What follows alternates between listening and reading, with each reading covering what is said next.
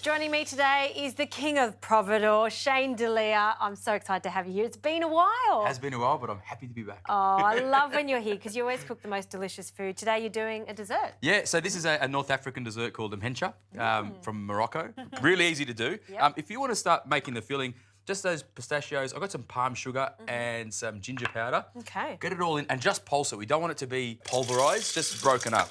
Okay. I've also got some saffron that I have been toasting in a pan here, and that's just to sort of let all the flavour out. Yep. And that can go in as well. Sorry. Just all right. And that's all it needs. So just give that a quick pulse. I'm going to open up some chocolate. I like dark chocolate for this. Yeah. Something that's bitter.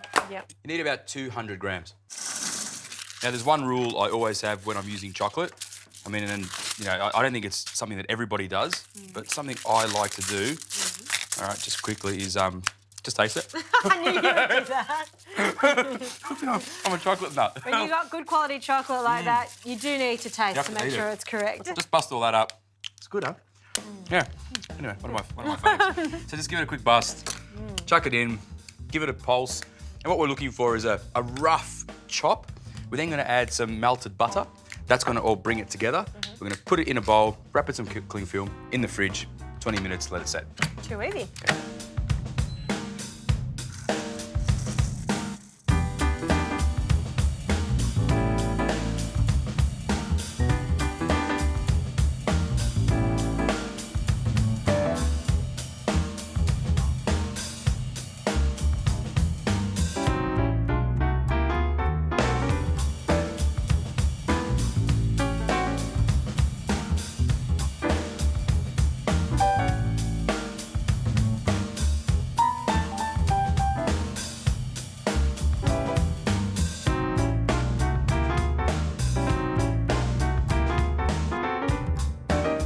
All right, so the chocolate's been in the fridge, it's out. While that's been in the fridge, I have melted some ghee, which we're going to use to sort of moisten and cook the pastry. And it's been slightly fermented, I think. It's got that smell, doesn't it? Which is kind of nice. I like it, especially with something like this. Yeah. Because that, like, you could eat that like that, right? It's just sugar and chocolate and everything, and it's mega tasty, and the saffron's so nice in there.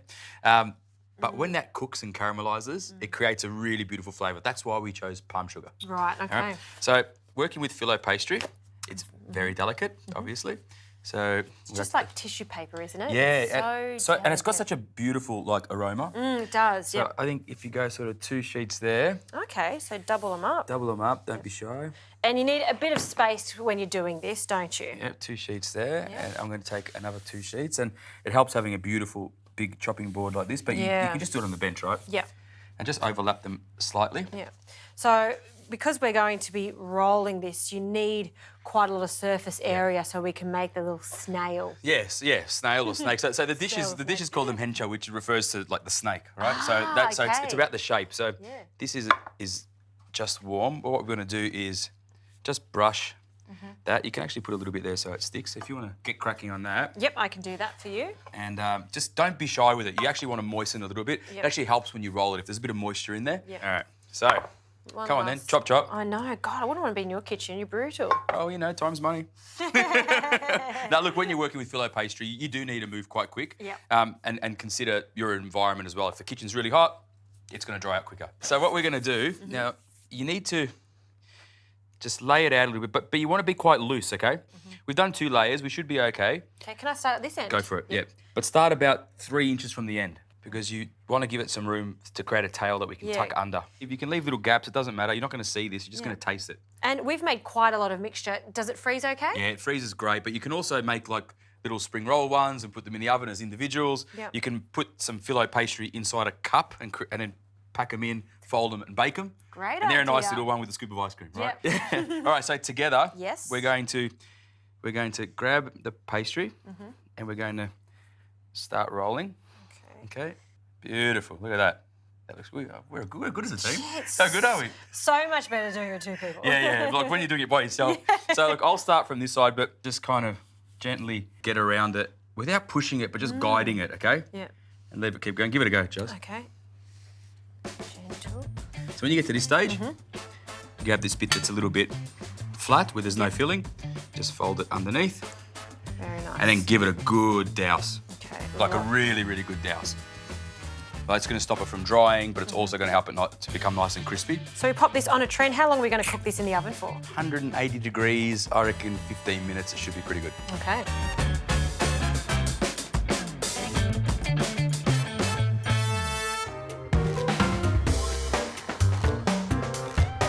Shane, this looks awesome. Yeah, it's come up all right. Look, normally they're like 5 times as big, right? But for a little home version, this is plenty. I feel like you keep talking about this big one and I get a little one. That's not fair. Oh, look, it's not the size that counts, Jazz. Very good, very good. All right, so to make it look a bit more special, let's get all of that in there and give it like a heavy dust, almost so like it's like mounding up on top. Now, it doesn't need sugar, icing sugar on top. There's already tons in there, but it kind of looks nice, right? A little bit of the cinnamon on top. There you go. Just a quick little dust to make it look sexy.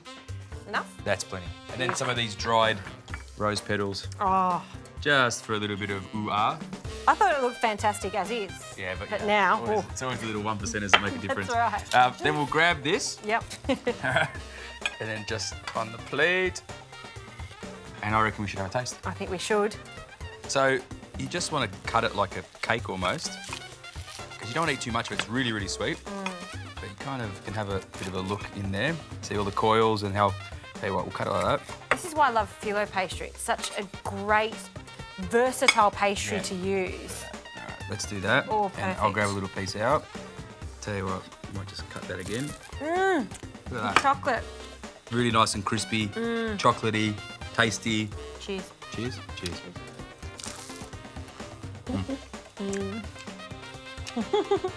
I'm a good cook. You're all right. You're all right.